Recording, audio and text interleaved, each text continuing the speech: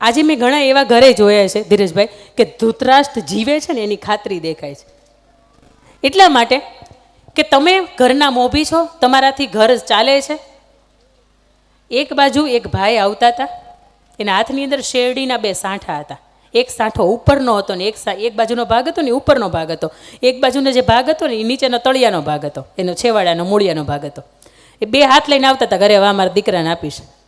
એક બાજુ નાના ભાઈનું બાળક રમતું હતું, એ બાજુનો સાંઠો સારો હતો. એક બાજુ પોતાનું બાળક રમતું હતું, એના ભાગનો પૂંછડીયો ભાગ હતો.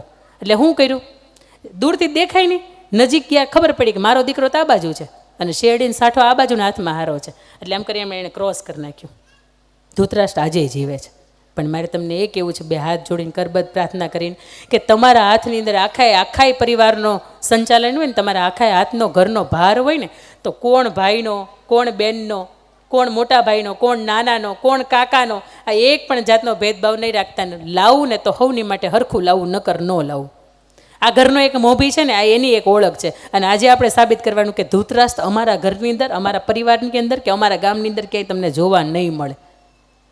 આવો આપણે એવા સક્ષમ બનીએ, એવા આદર્શ બનીએ કે કોઈ વ્યક્તિને કહેવાનું મન થાય કે એને મોટા બાપાને જોઈએ જા એ વ્યવહાર કરે છે ને એવો તમારથી ન થાય.